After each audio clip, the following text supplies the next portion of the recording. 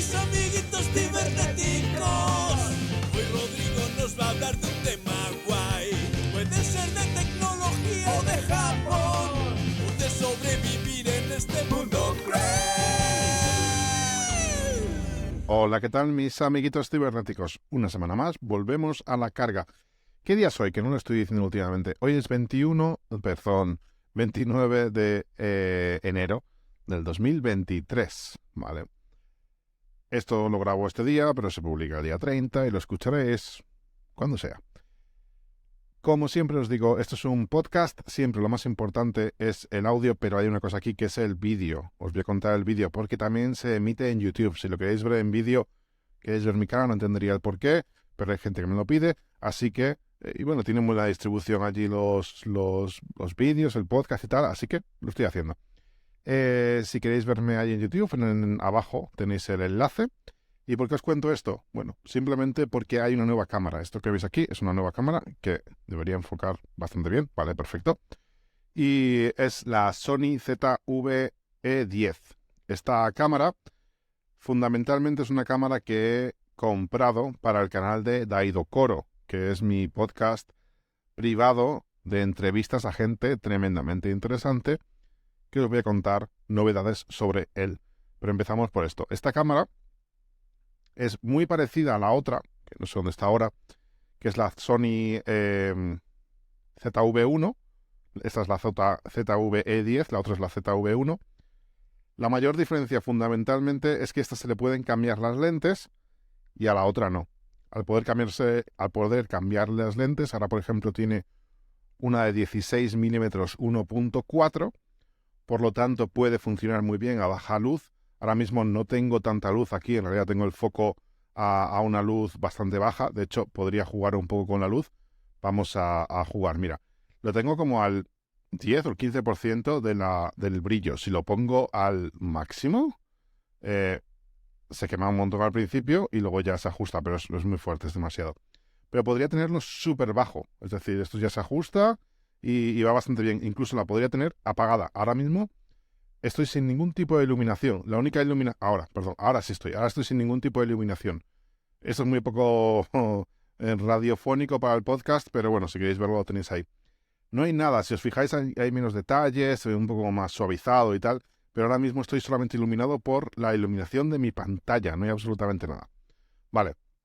Volvemos. Lo pongo al 19%, que es más o menos por donde lo tenía. Vale, ahora mismo el balance de blancos se ha ido al culo. Hola, por favor, balance de blancos, ¿quieres volver a hacer algo humano? Venga, gracias, ya está, todo bien.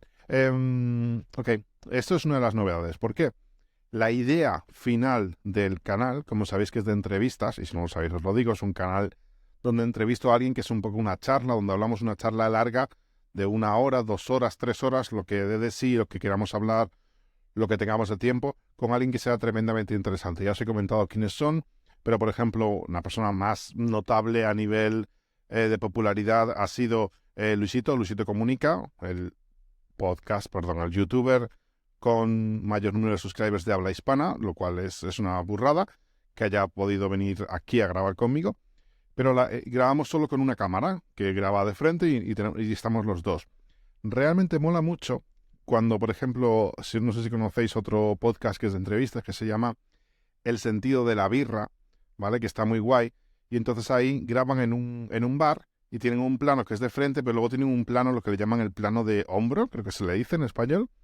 Entonces tú ves con un poco lo que sería el hombro y la oreja del que hace la pregunta o el que está hablando, ¿no? Pero, o sea, el que está escuchando, digamos, pero luego el que habla le ves a él de frente. Entonces, con estas lentes que tienen unas aperturas bajas, puedes hacer este tipo de cosas de enfoques muy distintos, ¿no? Ahí no se me... ¿ves? O enfoca la cámara o enfoca la cara. Por lo tanto, perdonad, podríamos conseguir que el hombro esté desenfocado, quede como una imagen interesante, y luego la cara del entrevistado pues esté en foco ahí perfecto y como muy íntimo, ¿no? Y no sé, mola bastante. Se pueden conseguir recursos bastante chulos. Esto si lo haces con 2 cámaras de esta forma, con una misma óptica y tal, podrías conseguir un cambio de cámara de un lado a otro, en el cual estás teniendo esa conversación y cuando quieres algo que se vea juntos, cuando, yo que sé, por ejemplo, cuando haces el brindis inicial, pues que se vea en la toma principal, y luego ya cuando cada uno está hablando y tal, a lo mejor la primera pregunta se puede hacer en plano abierto, que se vean los dos, luego ya cuando está contestando, se puede jugar, es un recurso, ¿no? El tener esos dos, estas tres fuentes de vídeo. Entonces ahora mismo tendría dos, tendría la ZV-1 y la ZV-10. Estuve valorando comprar la Sony FX3, que es una cámara de vídeo profesional, la de gama de entrada, la más baja, pero ya son 3.000 euros prácticamente. Molaba mucho por varias razones. Una de ellas, bueno, varias de ellas son que tiene refrigeración activa, es decir, tiene un ventilador, puede estar grabando todo el tiempo que sea. La ZV-1 se me apagaba en varios casos. En la entrevista, por ejemplo, a Berto Pena, que podréis ver dentro de 2 meses, yo os adelanto, se apaga varias veces. Por suerte, como estamos delante, lo vemos, la dejamos descansar unos segundos y volvemos a grabar. Pero esto es algo que me gustaría que no pasase. Me gustaría que la tecnología no fuese una preocupación cuando estoy haciendo la entrevista, porque si no, para mí es como un lío, ¿no? Estar pensando en la parte técnica, mientras que a la vez estoy pensando en cómo interactuar con el invitado, lo cual es una mierda, porque no tengo el 100% de mi minúsculo cerebro dedicado a esa única cosa, ¿no? Que es a lo que debería estar. Entonces, bueno, al final esa cámara no va a ser, porque es mucha pasta, en algún momento quizá, pero hoy en día no, el canal no da suficiente como para que se pueda justificar esto, ¿no? Pero sí da algo, ¿vale? Sí da algo, y aquí paso a la otra parte. El canal ha empezado a dar 100 euros, 100 dólares al mes, lo cual está muy guay. A ver, no es un proyecto con el cual me pueda retirar de mi trabajo full time y dedicarme a esto, ni mucho menos, pero ya es una mensualidad que el hecho de que todos los meses de 100 euros daría como para ciertos caprichos, digamos, ostras, pues mira, ya tengo pagado el internet, tengo, yo qué sé, un Pocket Wi-Fi, pero no va a ir por ahí. En realidad los 100 euros dan para pagar el alquiler del local, donde grabo los capítulos, que es el karaoke, y poco más. O sea, ya con eso se va prácticamente todo el presupuesto. Y ya si hablamos de invitar a la cena, que quiero invitar luego al invitado, ya se me va el presupuesto, es decir, ya ahí se van los 100 euros. Así que el programa es deficitario, realmente. Pero bueno, es un hobby también y por ahí lo hago. Pero y luego ya no hablamos del material. Esta cámara ha sido 1.000 euros entre pitos y flautas y no salen ahora mismo del canal. Es una inversión que espero que la termine pagando, pero no tendría por qué, ¿no? Pero sí que da pie a reinvertir esos 100 euros de una forma que voy a hacer, que ya he empezado a hacer, que ha sido hacer vídeos promocionales de cada uno de estos, de cada una de estas entrevistas que hago, ¿no? De cada una de estas charlas. Es muy difícil atraer a gente cuando haces un podcast. Es decir, y por eso es la razón por la cual el vídeo está muy guay, porque luego puedes pillar ese vídeo, sacarlo en plataformas en abierto como YouTube, en TikTok, en Instagram, e intentar atraer gente hacia tu podcast. Esto en un podcast en abierto ya es difícil, pero aún es más complicado, mucho más complicado, atraer en frío a gente a tu canal en privado. Es decir, ¿yo cómo puedo convencer a alguien de que se venga a un canal que cuesta dinero todos los meses sin poder escucharlo? Muy, muy difícil. Os puedo convencer mediante lo que yo digo aquí, pero también no tengo una audiencia muy grande en realidad. ¿A cuántos estoy llegando por aquí? A 300, en total, a lo mejor de todas las plataformas, 500, 600 personas, que ojo, no está nada mal. Es decir, si lo pensamos, imaginad hablar delante de 500 o 600 personas. Si lo piensas te vuelves loco, es decir, es mucha gente. Pero en los números de hoy en día no son nada realmente. Tenemos audiencias de gente que tiene miles, decenas de miles, cientos de miles de personas escuchándoles en un determinado momento en directo incluso. Entonces, y ya bueno, ya no hablamos en diferido como esto, pues vídeos con millones de reproducciones como algo habitual. Es decir, alguien como Luisito, es habitual que sus vídeos alcancen el 1, el 2, 3, 4 millones de visitas por vídeo. Entonces, esos números son muy pequeños dentro de estos macrogigantes, ¿no? Pero lo que importa aquí es cuánta gente consigues transformar desde... Es un embudo, ¿no? Lo que le dicen es un embudo de ir transformando a las 600 personas que tienes, llegando hacia, al final, la gente que está dispuesta a pagar por tu producto, ¿no? Que, por cierto, son 3,5 € al mes. Son 3 euros, pero Patreon acaba cobrando 3. No tengo muy claro por qué. Es una cosa pendiente que tengo que hacer de realmente investigar y ver cómo explicaros cómo tenéis que hacerlo para que os cobre menos. Pero, bueno, 3,5 € pensad. ¿Cómo pasar de esos 600 a esos 40, que sois los que estáis pagando el premium? Ese sería el embudo de conversión, ¿no? ¿Cómo mejorar eso? Una forma sería tener a más gente que escuche el podcast. Por lo tanto, si tuviese el doble, potencialmente convencería al doble de personas, si mi ratio de conversión fuera el mismo. Otra forma sería conseguir convertir a más gente. A lo mejor puedo conseguir que más os suscribáis al podcast de pago, y en lugar de, si consigo el doble de ratio, pues tendría el doble de personas también, manteniendo el mismo número de gente que escucháis este podcast. Ahora bien, ¿cómo atraigo a gente de fuera, ya sea este podcast o directamente, lo que voy a intentar que es directamente atraerlos al podcast de pago? Lo cual es muy complicado y no sé si es posible. Es decir, y aquí voy a hacer un paréntesis, a lo mejor lo que tengo que hacer es empezar a crear contenido en abierto, genuinamente para el abierto, y luego tener contenido privado para cobrarlo, ¿no? Esta es la forma más tradicional que yo he intentado saltarme, pero vamos a ver si es posible, ¿no? ¿Cuál es mi apuesta?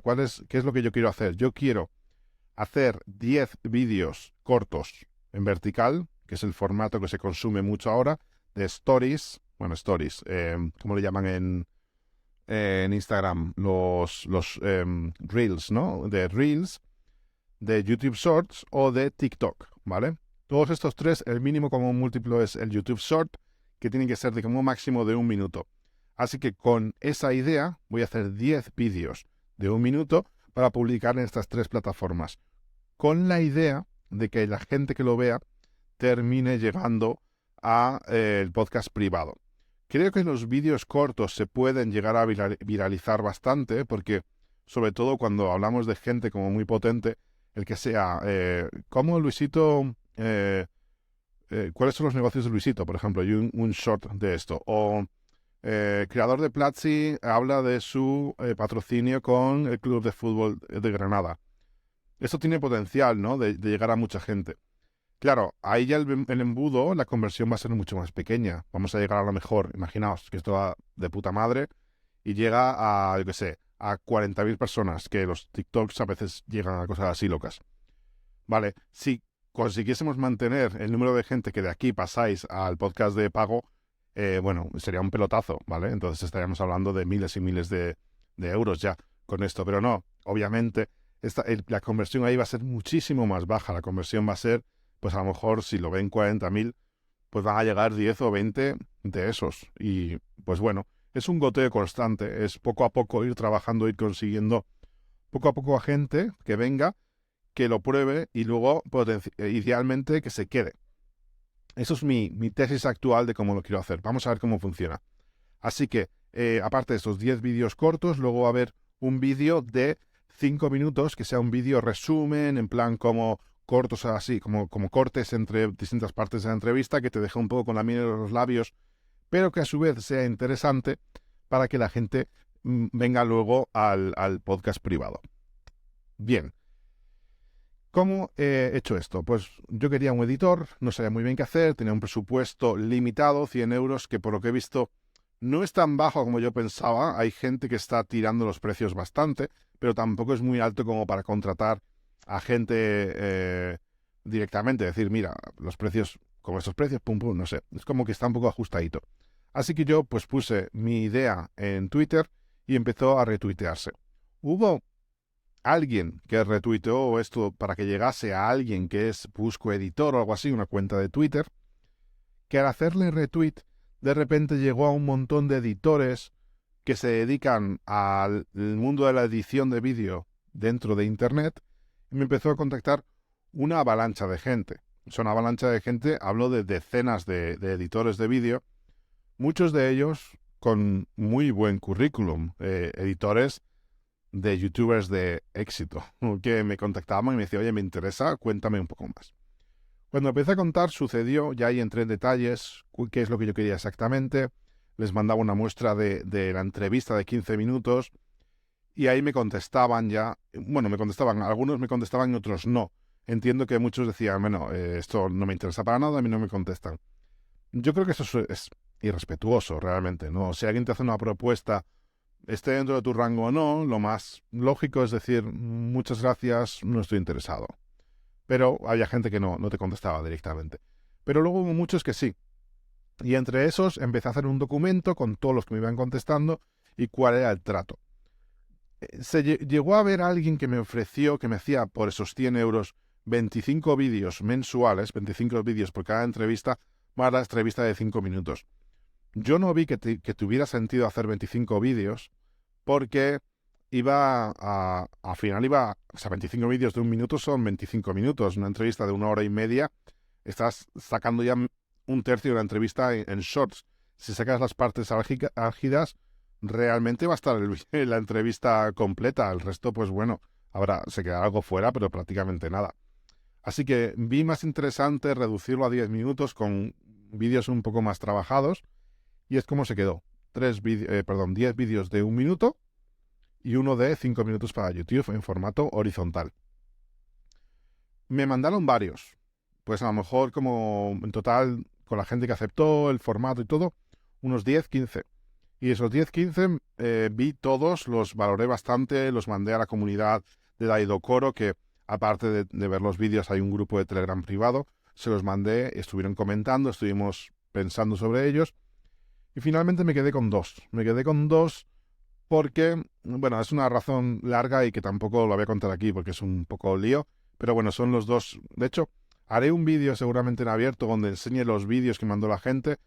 Publicaré los nombres de los editores que hacen esto con el contacto de estas personas por si os interesa trabajar con ellos, porque la verdad es que son gente muy profesional, con precios muy competitivos y que, joder, para hacer proyectos online es una pasada. Es decir, ahora de repente tengo acceso a una base de datos de editores muy conectados con el mundo online, con el mundo moderno de la edición. Es decir, no es que sean puristas a nivel de son muy buenos editando como te puede editar un editor de National Geographic o algo así, ¿no? No, estamos hablando de alguien que edita nativamente para Internet y que sabe manejar la cultura del meme, que sabe captar la atención, hacer cambios rápidos, ese tipo de cosas. Entonces, muy interesante tener estos contactos. Así que haré el vídeo y a ver si alguno os puede ayudar, perfecto, y si les puede ayudar a ellos a conseguir más trabajos, genial, porque me parecen gente maravillosa. Finalmente me quedé con 2. Hoy voy a contestar, ya tengo ¿cómo se dice? La decisión final de quién va a ser mi editor. Lo voy a decir aquí, porque aunque luego lo escuche, a lo mejor ya lo vas a ver antes, porque eso voy a decir ahora por Twitter. Va a ser mi editor con el cual empecé a trabajar al principio del todo en mi canal mío y el de Héctor, de Geek and the Freaky, los vídeos que estaban editados por otra persona. Esa persona va a ser con la que voy a seguir trabajando, porque resurgió de las cenizas después de publicar esto. Me dijo, oye, yo sigo interesado, se lo comenté, le moló el proyecto y dijo, venga, le doy. Y la verdad es que el trabajo que ha hecho ha sido lo que más me ha gustado. Tengo muy buena confianza con él y creo que pueden salir cosas muy chulas. Tengo mucha ilusión de lo que pueda salir de aquí. Así que os iré contando cómo funciona todo esto y cómo crece el proyecto.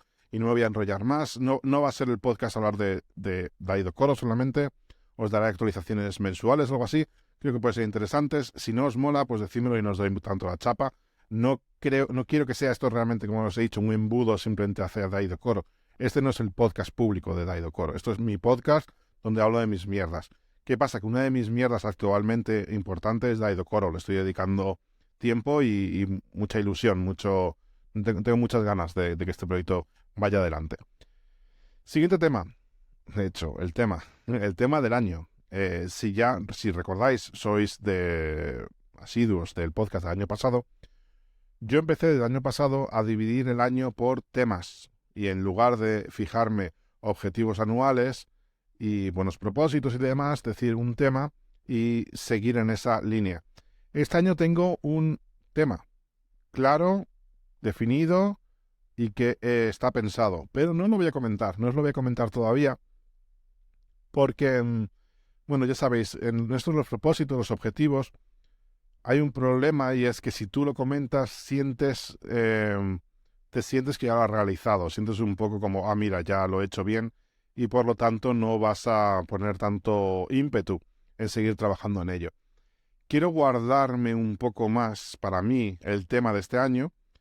Incluso me gustaría ver si lo demuestro por mis acciones. Me gustaría que me dijerais, mira, por lo que veo, por lo que vemos, Rodrigo, Zordor, tu tema del año va a ir sobre esto. Y entonces, a ver si acertáis o no, porque eso quiere decir que estoy nadando en esa buena dirección, o remando en esa dirección, y que lo estoy comunicando bien, o que no, ¿vale? Entonces vamos a ver. Es útil, de momento no he dado a entender absolutamente nada, creo que en ninguna de mis redes sociales, o un poquito a lo mejor, pero no demasiado.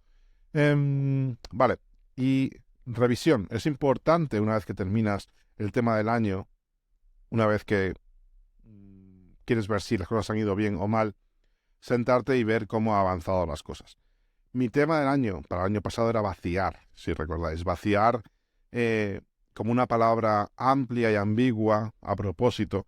Simplemente yo sentía que mi taza, esto hacíamos una alegoría de un monje zen que decía que para llenar tu taza tenías que vaciarla primero.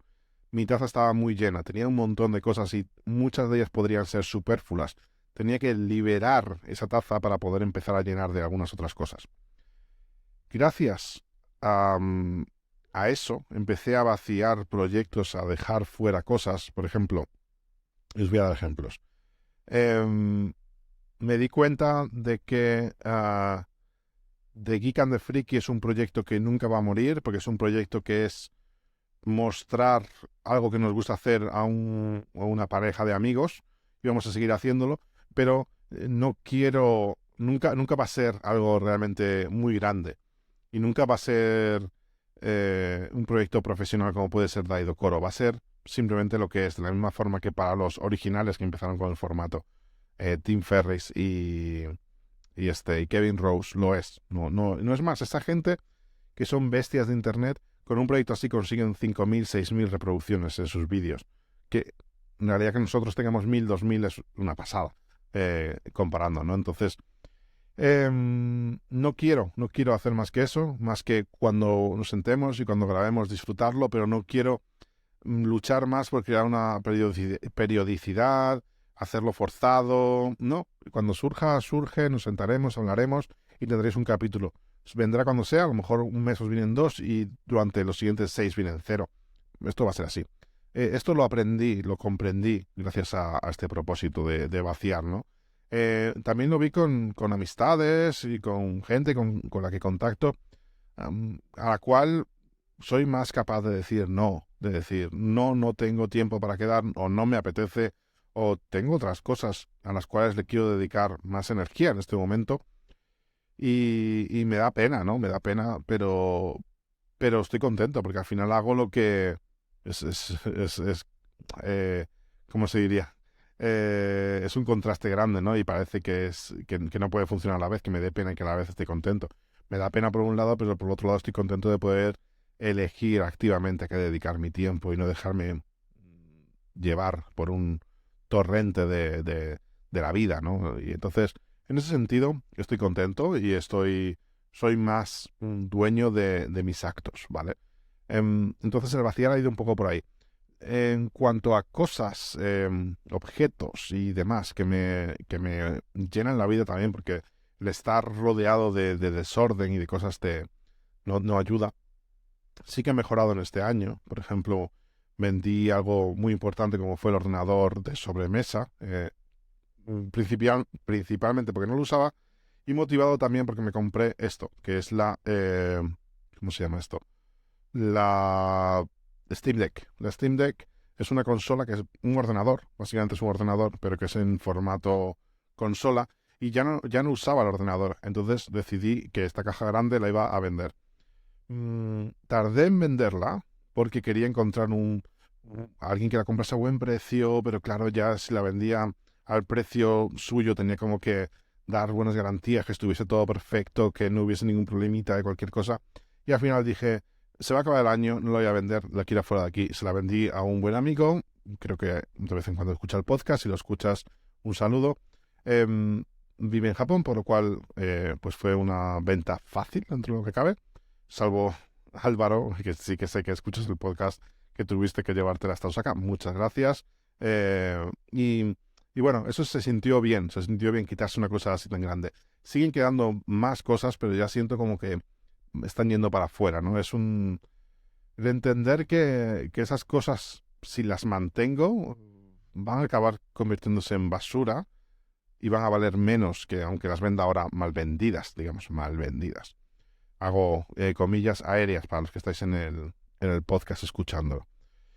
Ok, entonces creo que el vaciado no ha sido 100% exitoso, o sea, no he vaciado todo lo que hubiese querido para el año 2022, pero ha sido un buen avance y ha dado pie a que quepan otras cosas en mi vida interesantes como Daido Koro. Creo que Daido Koro no hubiese nacido si no me hubiese propuesto el vaciado. Tuve que vaciar para conseguir crear ese hueco. Ok, y el último tema de este podcast, el trabajo en remoto. Esto es algo que hemos hablado ya en el grupo del podcast en abierto, el grupo de Telegram tiene un grupo en abierto. Somos ahora, qué sé yo, como 200 personas o algo así. ¿Dónde estáis? Aquí, mira, de Geek and the Freak, es el grupo mío, 220 personas. Estamos 220 personas, no todo el mundo participa activamente, hay gente que habla, hay gente que no, está dividido en temas, de tal forma que pues tenéis hobbies, off-topic, developers, entonces dependiendo del tema que os interese podéis leer más o menos, y hay algunos temas que honestamente no les hago mucho caso, y otros que les hago más. Por ejemplo, un tema, y va como por modas, ¿no? Hay veces que hablamos más de un tema y otros de otro. Había una época que hablábamos mucho de expats, ahora estábamos hablando más en la parte de developers o de hobbies. Ok, interesante. Y allí surgió un tema de conversación que para mí me pareció tremendamente interesante y que es 100% opinión, que nadie tiene la verdad absoluta aquí, porque y más en esto que es como muy complicado. Estábamos hablando de alguien del canal que comentaba que estaba buscando un nuevo trabajo y se encontraba con dificultades porque le tiraban directamente en las primeras entrevistas. Y una de las cosas que le decían es que estás demasiado habituado a trabajar independientemente. Esto a priori es algo bueno, ¿no? Si te dicen, ¿eres capaz de trabajar independientemente? Y dices tú, sí, porque llevo muchos años trabajando independientemente, pero a mí me gusta trabajar en equipo y también puedo hacerlo, también lo he hecho durante muchos años. Ok, pero si muestras que los últimos años, 5 o 6 años, lo que has estado trabajando es a tu puta bola, desde el punto de vista del entrevistador, la imagen que te puede dar es esta persona, que ya es senior en el trabajo, es posible que tenga problemas adaptándose a trabajar en equipo con otra serie de personas. Y esto nos generó pues como una especie de dualidad rara de decir, ¿y qué habría que hacer en estos casos? ¿Habría que mentir? ¿Habría que decir que no, que sí que trabajas con más gente, de que trabajas más en equipo, que no eres tan independiente? Pero es que realmente es positivo decir que eres independiente. Ahí queda la cosa. No hay una solución a todo esto todavía, o no la hemos encontrado nosotros. Si alguien la sabe, escribidme o uniros al canal, revivir esta conversación porque es muy interesante. Pero luego esto mutó a algo más que yo creo que es aún más interesante. Con la pandemia hemos empezado a ver más el auge de los trabajos remotos, sobre todo en el tema de ingeniería, de IT en general, de informática. Cada vez es más la gente que puede trabajar en remoto. Si tú básicamente tienes que levantarte por la mañana, arreglarte, meterte en el coche o en un tren o en un autobús o lo que sea, moverte a otra mesa, que como la que puedes tener en casa, pero en lugar de en tu casa estar en una oficina y hacer lo mismo en el ordenador, luego terminar el día y volver a desplazarte para moverte a otra mesa que tienes en casa para seguir haciendo tus fricadas, en realidad podrías pensar qué sentido tiene ir a la oficina. Vale, y aquí se creó el debate que es trabajo remoto sí, trabajo remoto no. Obviamente eso es un tema personal. Habrá gente que lo prefiera más o menos y hay gente a la que ir a la oficina le pueda suponer más o menos tiempo. Para daros un poco de background, no sé cómo se dice en español, contexto. Daros un poco de contexto de mi situación. Yo cuando tengo que ir a trabajar presencialmente, si voy a la oficina de mi empresa, tardo de puerta a puerta unos 20-25 minutos, o sea, bastante cerca, pero cuando voy al data center, tardo de puerta a puerta unas 2 horas. Entonces, bueno, algo menos, 1 hora 45, una cosa así. Es decir, es bastante tiempo perdido en esto. Y sin embargo, yo soy defensor de... Y son estos 2 horas o 1 hora 45 de ida y otra de vuelta. Estamos hablando de 3 horas y media de mi día perdidas en el transporte. Perdidos, ¿vale? De nuevo, comillas aéreas aquí. Y, y la duda aquí es, ¿tiene sentido esto, no? O si hay trabajos que sí, ¿no? Hay trabajos que han de ser presenciales y mejoran con ello y son así. Entonces, en el futuro, si van a haber menos trabajos estos presenciales, los que sean presenciales deberían pagarse más por ello.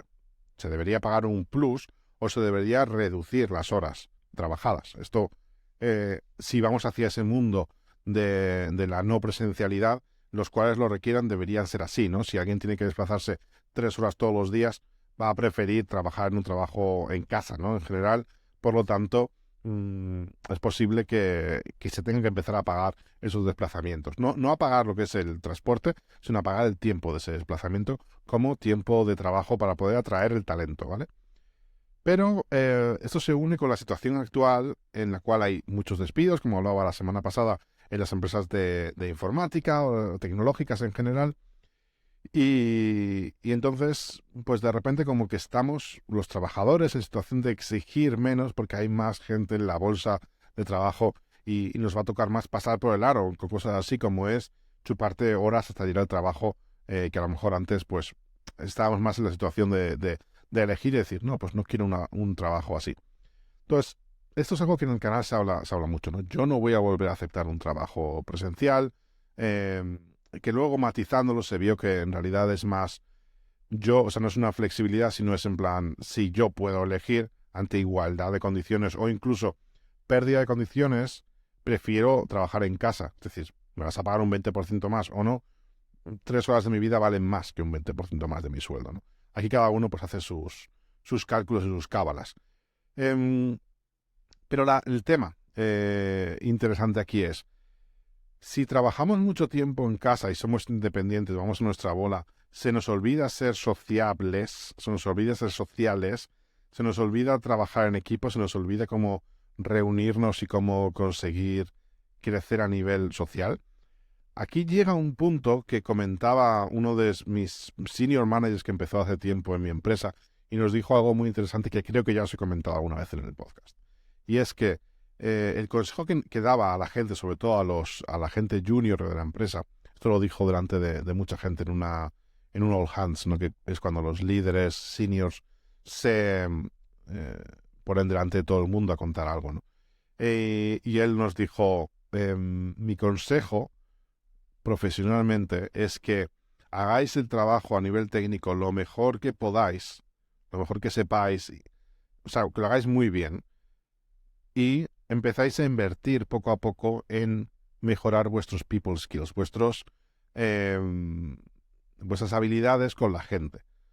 Porque al principio, cuando sois jóvenes, podéis tener mucho ímpetu y muchas ganas, mucho conocimiento técnico o ganas de hacer crecer ese conocimiento técnico y va a crecer vuestro conocimiento técnico.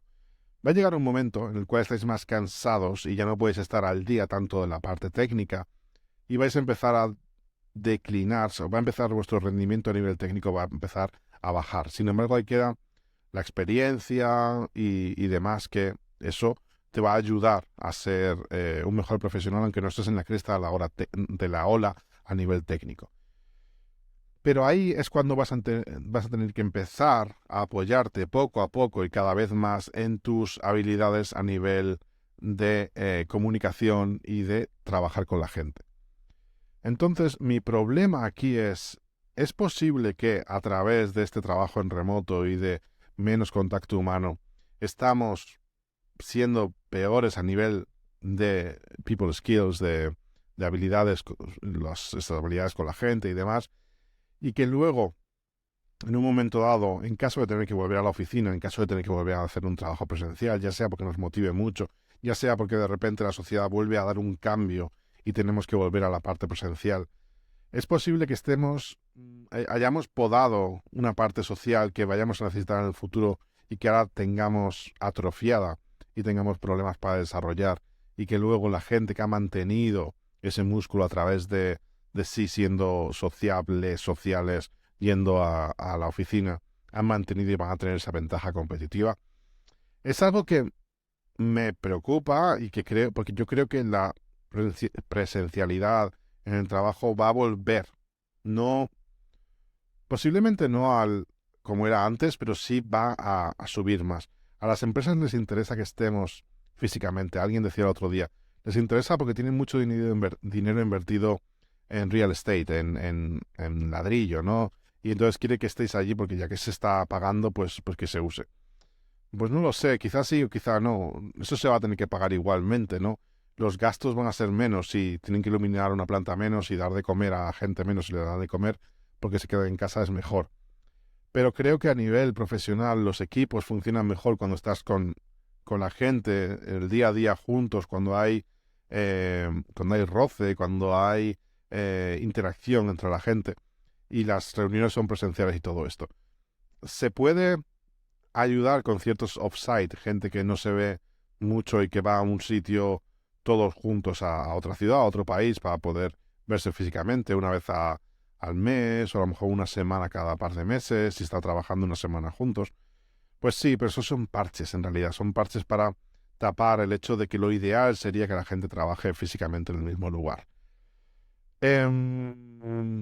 Vale, podría estar hablando durante horas y esto, pero ya es marear la perdiz.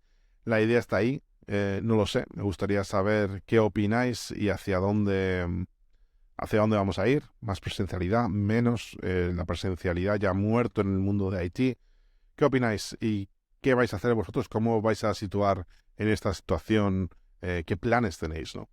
Comentádmelo aquí, en los comentarios, en YouTube, en Spreaker, o en el Twitter, @Zordor, o directamente un correo en zordor@frikis.net, frikis con K, o en mi Telegram, que es @Zordor. O si queréis hablarlo no solo conmigo, sino con el resto de la comunidad, que yo creo que es lo interesante, os invito a que os unáis al canal de Telegram de Ican de Friki, donde os dejo el enlace por aquí abajo en las notas del programa y encontraréis a otros 220 motivados de la vida que van a querer hablar de estos temas con todos vosotros y con todas vosotras. Un saludo a todos, nos vemos la semana que viene. Adiós.